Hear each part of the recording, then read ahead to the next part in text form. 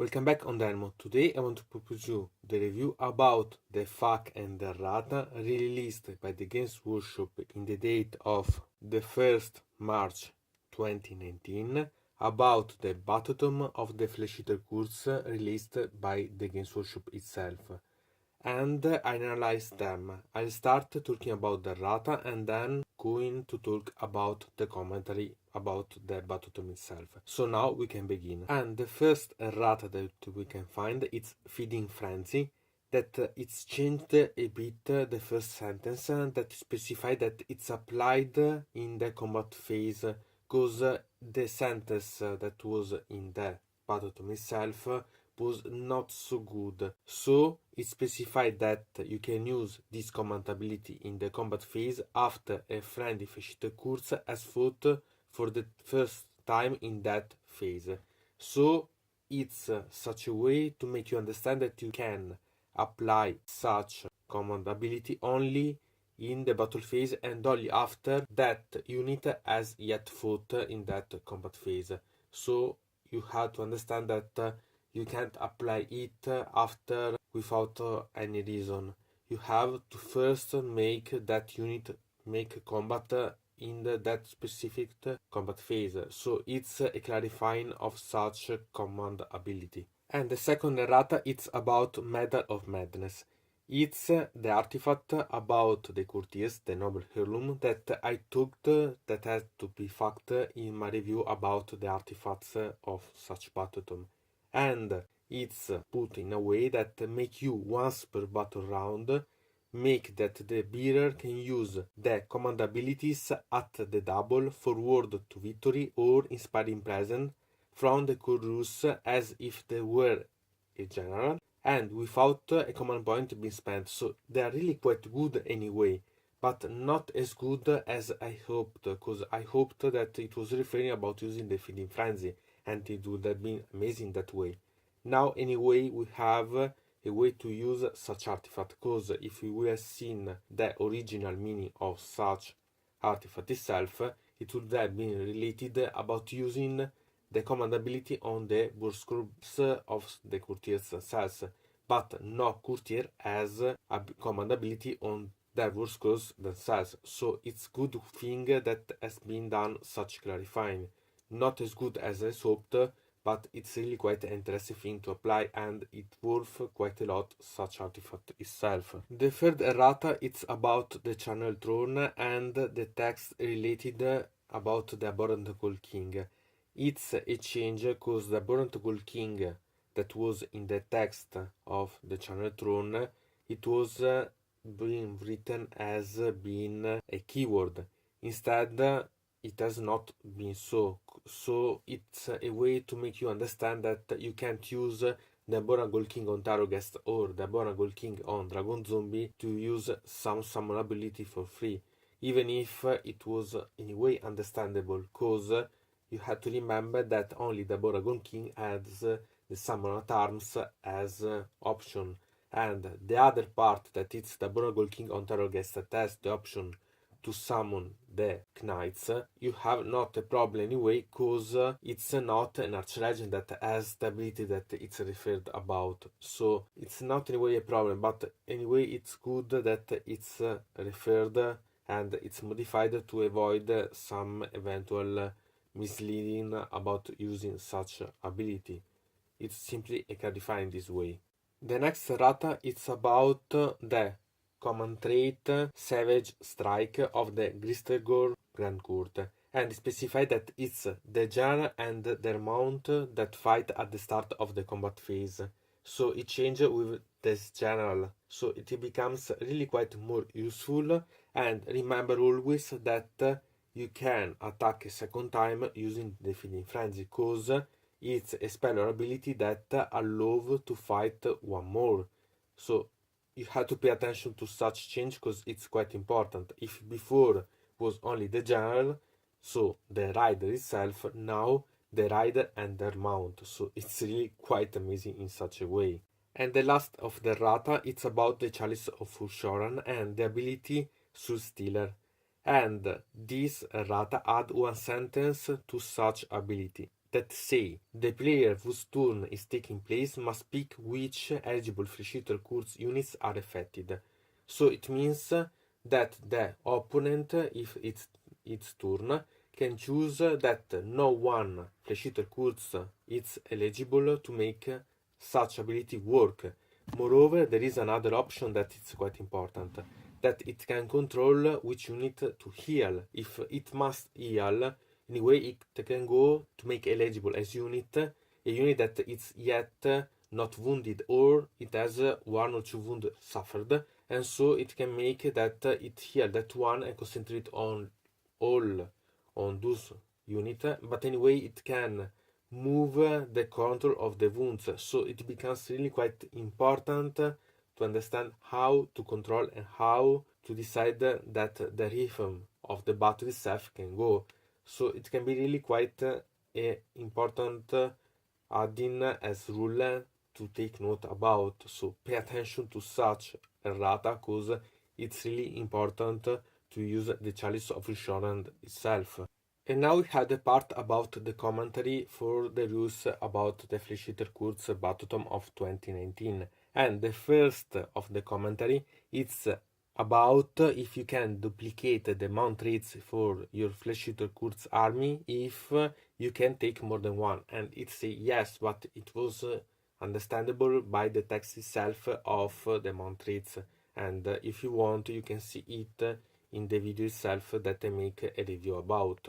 And the second about the commentary, it's about if the Ghoul King on Terrorghast or Zombie Dragon can use the ability about the Channel Throne.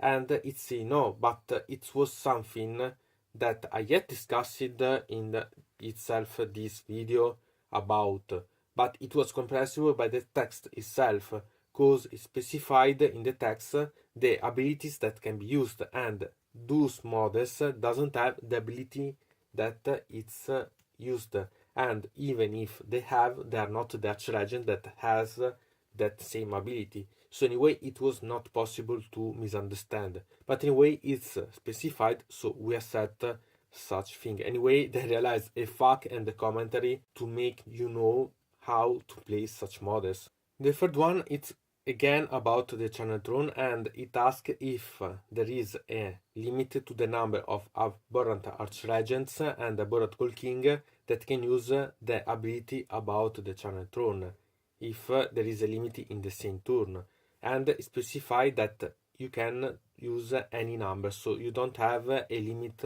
of such numbers.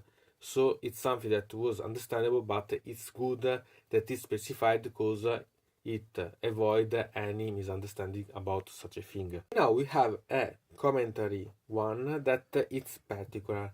In fact, it's asked if the general with the Savage Strike command trait does fight before Delnot Deepkin units using the High Tide ability from the Tides of Death battle trait. And it say yes, because the High Tide ability doesn't say that the units fight at the start of the combat phase. Therefore, they fight after anything that is noted as fighting at the start of the combat phase. This cause that Tide specify that they combat before any other units, but not at the start of the combat phase. So we had to take note about such differentiation about the options. So anyway, because there is a start of the combat phase as the rule about the Savage Strike command trait, it becomes really quite interesting, even more interesting than before. The next commentary one, it's about if the courtier with the master ability has to roll contemporary all the dice and added all the models together, or you have to choose to apply one after another the ones, and you have to apply one after another. So you have to pick one courtier, then roll the dice, then resolve the results, and then move to the other courtiers. And considering the battle trait about the usage of the master abilities, it's comprehensible that it's so, because you refer to the previous amount of mod that you had to add the new ones. So it's correct as a thing. And surely it's good that there is, but sincerely I think that it was compensable even before. Anyway, no misunderstanding allow even so. The next commentary it's about the Royal Zombie Dragon and the fact that it doesn't have any healing ability like instead the Royal Terrorgast has. So it's so. Remember that anyway you have the option to have the healing ability up for the Royal Zangur Zombie using the War Scroll Battalion Royal Menagerie. So eventually you have that option. Or use it simply the Abhorrent Gold King on Dragon Zombie that it has it. So eventually consider it. So it's something that confirm the War Scroll itself as it is. And the next commentary it's quite interesting and quite crazy because when I read it I had really a lot of ideas about, because it said that in a pitched battle the Royal Terrorgast and the Royal Dragon Zombie from a Griscore army, because they are battle line, they lose the Behemoth's role. So it becomes really quite crazy because you can think that using 2000 points for your army you can have 6 monsters, because you can have 4 Terrorgast and 2 Abhorrent Gold King on Terrorgast. It's as crazy as idea, but it's really awesome too as idea, because it means that you can really bring a monster army on your field. So it's really quite a crazy idea, but it's such. So take note about such a thing, because it's something that can really make your ideas explode about the option that you can create. The next commentary I haven't understood quite exactly what was the problem, because it say that when the mod that it has been slain it has to be returned to the unit, it has to be returned to the original one. So sincerely what you want to do to bring a equipped fire to a horror unit or so on, so simply I don't understand such an option. Or maybe to bring other sergeants, I mean the champions for the unit to another unit to have more of them. Sincerely, I don't understand such commentary anyway. Or at least I don't understand the question at the base of such commentary answer.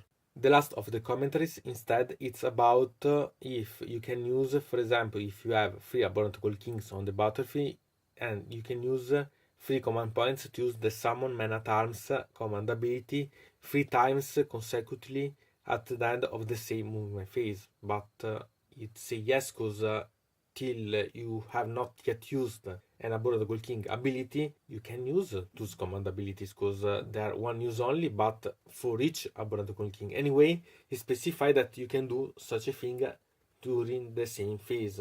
So take note about such thing. Eventually, if you don't want to spend even command points about, remember that you have the Channel Throne. This I add for you, because it's a great option about. So about this errata and commentary ones, I think that there is quite an interesting thing, because there is a balancing. Some are completely useless and there are some things that simply I don't understand even why there has been asked. Others change the way that has to be played. So you have to pay a lot of attention, because some ones bring down some rules, other ones bring up a lot of rules. So it's really quite interesting ones, and I think that are essential to understand such errata and commentary to understand better how to play such army.